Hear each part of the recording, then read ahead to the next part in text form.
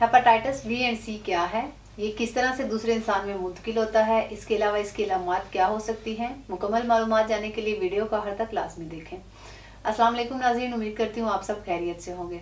नाज़रीन, जैसा कि इससे पहले प्रोग्राम में हेपेटाइटिस पर प्रोग्राम किया था, आज भी मैं हेपेटाइटिस बी और सी के बारे में बात करूँगी कि ये क्या है, क्यों होता है, इसके अलामात क्या हैं, इसके अलावा इसका इलाज और एहतियात क्या करनी चाहिए। ये तमाम बातें आज के प्रोग्राम में डिस्कस करेंगे। नाज़रीन, हेपेटाइटिस में जिगर खास तौर पर इन्वॉल्व होता है। हेपेटाइटिस की बहुत सी इकसाम है और हर किस्म में इन्फेक्शन का लेवल ज़्यादा होता है। हेपेटाइटिस बी एंड सी भी जिगर की सोजिश की बीमारी है और बी से मुराद वो वायरस है जिससे जिगर में सोजिश होती है। अब अगर बात करूं कि ये फैलता कैसे है, तो सबसे पहले ये बता दूं कि बहुत से लोगों को वहम होता है कि हेपेटाइटिस बी एंड सी के पेशेंट्स को हाथ लगाने से इन्हें भी ये मर्ज लग सकता है। तो ऐसा बिल्कुल भी नहीं है। ये कोई छूत की बीमारी नहीं, बल्कि ये खून या बॉडी फ्लूइड के जरिए ही दूसरे शख्स में मुंतकिल होती है।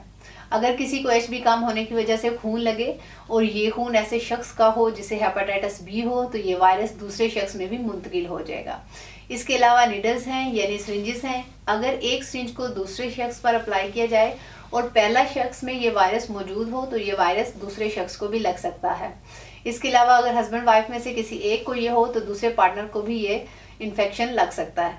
वो तमाम वजूहात हैं जिनकी बिना पर ये वायरस फैलता है। इसके बाद इसके इलामात की बात करूं तो ज़रूरी नहीं कि सब में ही ये इलामात ज़ाहिर हों, लेकिन कुछ लोगों में हल्की सी इलामात ज़ाहिर हो सकती हैं। जिन्हें ज़ाहिर हो उन्हें इब्तिदा में हल्का बुखार होता है, कभी तेज़ तो कभी हल्का। 3 से 4 दिन के बाद बुखार की शिद्दत बढ़ जाती है। बुखार के साथ सर दर्द की शिकायत होती है, घुटनों में दर्द। इसके अलावा सीढ़ियाँ उतरते चढ़ते वक्त चक्कर आते हैं, मुँह का जायका बदल जाता है, भूख नहीं लगती और पेट में मुसलसल दर्द रहता है। आंखों और स्किन का कलर येलो हो जाता है। इसके अलावा कै होना, कभी कभी थूक में भी पिलाहट आ जाती है।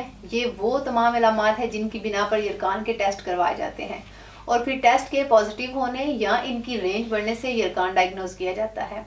अब टेस्ट की बात करती हूँ कि कौन से टेस्ट करवाने जरूरी हैं। LFT यानी लीवर फंक्शन टेस्ट करवाया जाता है। इसके अलावा CBC यानी कंप्लीट ब्लड काउंट टेस्ट करवाया जाता है। एब्डोमिनल अल्ट्रासाउंड करवाया जाता है जिससे जिगर की सोजिश या जिगर में तब्दीली का पता लगाया जाता है। इसके अलावा अगर लीवर में स्वेयर किस्म का इन्फेक्शन हो तो मजीद डिटेल्ड टेस्ट करवाए जाते हैं और मुकम्मल कंफर्मेशन के बाद पेशेंट का ट्रीटमेंट स्टार्ट किया जाता है। इलाज तबीब और डॉक्टर्स आपकी कंडीशन के मुताबिक करते हैं। बाज़ कंडीशन में इलाज की ज़रूरत नहीं पड़ती, सिर्फ एहतियात ही बताई जाती हैं मरीज़ों को ताकि वो इस मर्ज से खुद को बचा सकें। जिगर को मज़ीद ख़राब होने से बचाने के लिए ज़रूरी है कि वैक्सीन लगवाएं, साफ़ सुथरे माहौल में रहें, ज़हनी दबाव से खुद को दूर रखें। इसके अलावा मुतवाज़न ग़ज़ा का इस्तेमाल करें। अगर घर में कोई मरीज़ है या आप खुद इस वायरस का शिकार हैं तो अपने इस्तेमाल के अशिया दूसरों को इस्तेमाल ना करने दें। अपनी पर्सनल हाइजीन का खास ख्याल रखें। नाज़रीन, ये थी हमारी आज की वीडियो। उम्मीद करती हूँ आपको पसंद आई होगी।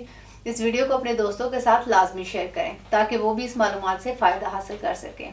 ऐसी मज़ीद वीडियो सुनने के लिए या मालूमात जानने के लिए हमारा YouTube चैनल तासीर दवाखाना विज़िट करें या मुफ्त मशवरे के लिए हकीम और डॉक्टर तारिक महमूद तासीर से रब्ता करें। अगले प्रोग्राम में एक नए मौजू के साथ दोबारा आपके सामने हाजिर होंगी।